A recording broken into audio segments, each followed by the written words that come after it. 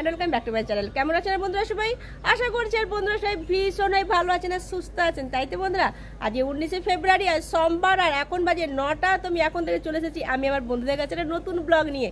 ঠিক আছে বন্ধুরা, আর আমি রয়েছি এখন বাইরে, আর বাইরে ওয়েদারটা দেখুন কিরকম কুয়াশা, কিরকম ঢাকা হয়ে আছে। দেখুন অনেকটা দূর থেকে দেখা যাচ্ছে, দেখুন কেউ ধোঁয়া ধোঁয়া ধোঁয়া ধোঁয়া না। দেখুন আমি ক্যামেরাটা ঘুরাচ্ছি, দেখুন এখন রোদ ওঠেনি। বেলার দিকে রোদ উঠলে উঠতে পারে, কালকেও এরকম সকালে এরকম হয়েছিল, কিন্তু বেলার দিকে রোদ উঠে গিয়েছিল। কিন্তু আজকে এখন 9টা বাজে, কিন্তু রোদের এখনও দেখার নেই। মনে হচ্ছে বেলার দিকে হয়তো রোদ উঠে যাবে কুয়াশা কেটে গেলে, তাই না? আর আমি এখনও রান্না বসাইনি, আমি কিছুক্ষণ আগেই স্নান করে পুজো করে এবারে আমি রান্নাঘরে যাব। আজকে কোচিও স্কুলে যাবে, হাজব্যান্ডেরও অফিস আছে, তাই আমাকে যেতে হবে রান্না করে। আমি বাইরে এরকম দাঁড়িয়ে থাকলে হবে না। তো আমি এলাম আপনাদেরকে বাইরের পরিবেশটা দেখানোর জন্য, যে আজকের পরিবেশটা দেখুন কীরকম। চলুন। আর ঘরের মধ্যে যাওয়ার আগে আমাকে তো যে হাজব্যান্ডের বাগানটা দেখাতেই হবে আপনাদের, কারণ এটা হচ্ছে আমার হাজব্যান্ড বলে দিয়েছে যে আমার ব্লগে এরকম হাজব্যান্ডের বাগান কিন্তু দেখানোই চাই। বন্ধুরা, আমি রান্নাঘরে চলে এসেছি, কড়া বসিয়ে দিয়েছি, এখানে ভাত হচ্ছে আর তেলও দিয়ে দিয়েছি। তেলটা কিন্তু গরম হয়ে গেছে, দেখেছেন ধোঁয়া উঠছে। তো আমি এখন রান্না যেটা করবো সেটা হচ্ছে ট্যাংরা মাছ বেগুন দিয়ে ঝাল করব। ঠিক আছে, সেই জন্য আমি ভাবলাম এই ট্যাংরা মাছের ঝালটাই আমি আপনাদেরকে আজকে দেখিয়ে দিই আমি কীভাবে ট্যাংরা মাছ বেগুন দিয়ে রান্নাটা করি। আর এখানে শুধু ট্যাংরা মাছ রয়েছে আর বেগুন রয়েছে, আর কিছু ইনগ্রিডিয়েন্টস নেই আপাতত এখন। কারণটা কি, আমি ভীষণ ব্যস্ত এই সময়টা। তো আমি মাছটা ভাজতে না বাকি যা যা লাগবে সেগুলো আমি সব রেডি করে নেব। তো এখানে আমি ট্যাংরা মাছটা নিয়েছি, ট্যাংরা মাছটা নুন আর হলুদ মাখিয়ে রেখে দিয়েছি, আর বেগুনটা কেটে নিয়েছি। ঠিক আছে, তো আমি ট্যাংরা মাছটা ভেজে নিই।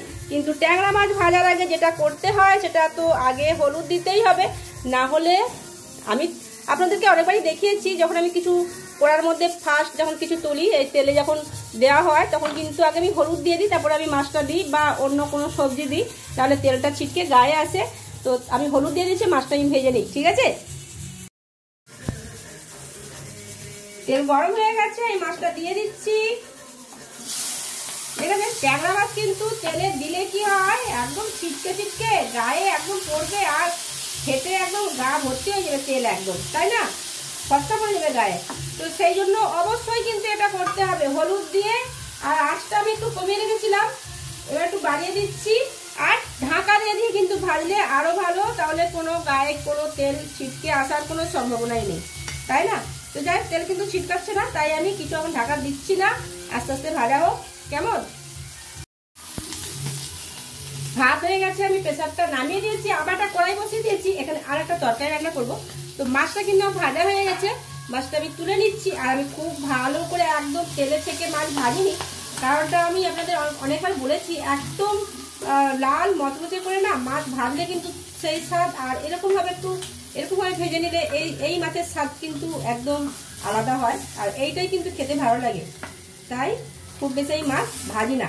একমাত্র ভাজা খাওয়ার জন্য যখন যে মাছটা ভাজা হয় সেটাই একমাত্র ভালো করে তেলে থেকে ভাজা হয়, না হলে কিন্তু আমি ঝোল ঝাল যা করি এরকমভাবে মাছটা ভেজে নিই। ঠিক আছে, তো মাছ আবার ভাজা হয়ে গেছে, আমি আবার একটু তেল দিয়ে দিয়েছি। এবার আমি বেগুনটা ভেজে নিচ্ছি, কিন্তু তার আগে অবশ্যই আমি একটু হলুদ দেব,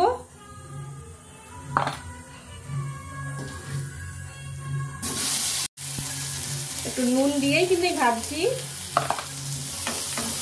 যেরকম ভাবে বেগুন ভাজা করে অত ভালো করে না ভাজলেও একটু বেগুনটাকে ভালো করেই আমি ভাজবো, কারণ এই যে সেদ্ধটা যেন হয়। ঠিক আছে, বেগুনটাও ভাজা হয়ে গেছে, আমি মাছের জায়গাতেই তুলে নিচ্ছি। আমি আবারও তেল দিয়ে দিচ্ছি,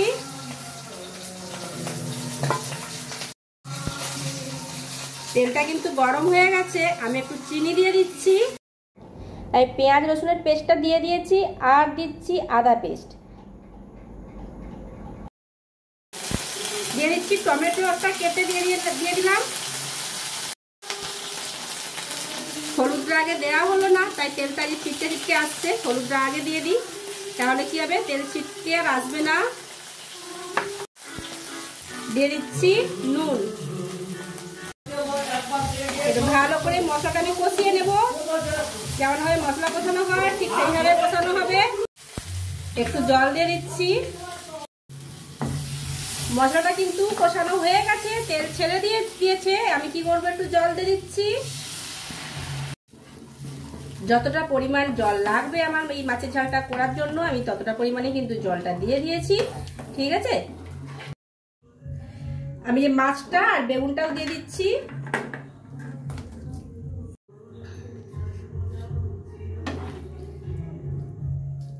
ভালো করে আমি জলটা যেহেতু দিয়েছি তাই একটু ভালো করে এগুলো জলের মধ্যে দিয়ে দিতে হবে, একটু নেড়ে চেড়ে। ঠিক আছে, আর যেটা দেবো আমি জিরে বাটা,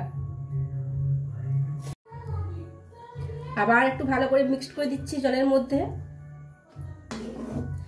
এত ঝাঁজ উঠছে না, কাশি হচ্ছে, আমি এক্সিটটা চালাতে পারছি না, কারণ আপনারা আমার কথা ঠিক ভালোভাবে বুঝতে পারবেন না, সেই জন্য এই ঝাঁজের মধ্যে আমি রান্না করছি, কাশি আসছে। ঠিক আছে, তো আমি এবার ঢাকাটা দিয়ে দিচ্ছি। সবেমাত্র রান্না বসিয়েছি, গ্যাস শেষ হয়ে গেছে।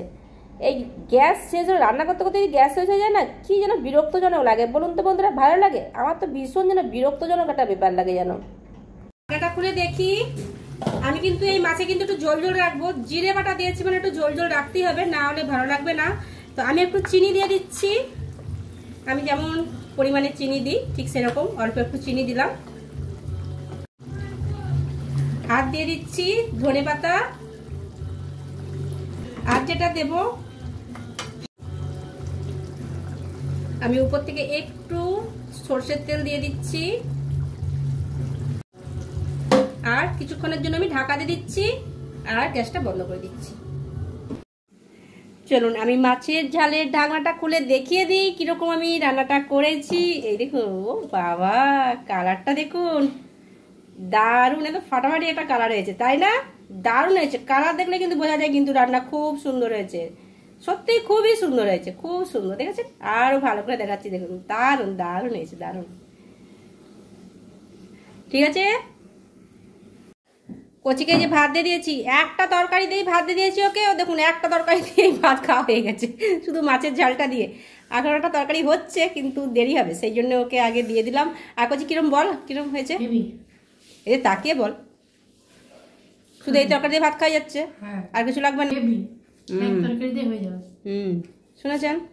আর এই রান্নাঘরে এখানটার কাছে অবস্থা দেখেছেন? দেখুন এগুলো যে আমি কখন যে গুছিয়ে গুছিয়ে যে আমি রাখবো ভগবান জানে, এত কাজের চাপ সকালবেলায়। আজকে কি কি রান্না করেছি সেটা তো আপনাদেরকে দেখানো হয়নি, তো হাজবেন্ড খেতে বসেছে, আমি হাজবেন্ডের থালা দিয়ে দেখিয়ে দিচ্ছি আপনাদের। শাকের তরকারি, এটা এই শাকের তরকারি, আর এই যে ট্যাংরা মাছের ঝাল বেগুন দিয়ে। ঠিক আছে, আজকে এইটাই রান্না হয়েছিল, আমি আপনাদের দেখাবো বলে আর আমার খেয়াল নেই। অনেকদিন পর আজকে স্কুল যাচ্ছে কচি, তাই তো? ভালো লাগছে? এক সপ্তাহ পর। সাবধানে যাবি, টাটা। দুর্গা দুর্গা।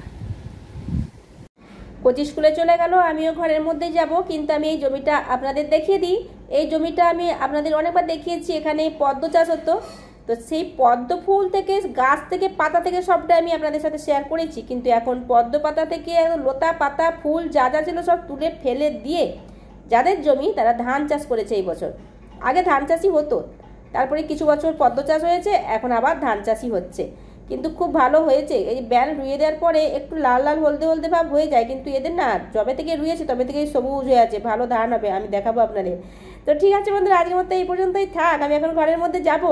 আর আপনারা ভালো থাকবেন, সুস্থ থাকবেন, সবসময় হাসি খুশি থাকবেন আর আনন্দে থাকবেন। ঠিক আছে, তো আজকের মতো টাটা বন্ধুরা, টাটা। জমিতে জল নেই, ওইখানটা পুকুর আছে, পুকুর থেকে জল দেয়, এখনো জল দিতে আসেনি, মাঝে মাঝে জল দিতে আসে, কিন্তু দেখুন একদম মাটির শুকনো হয়ে আছে।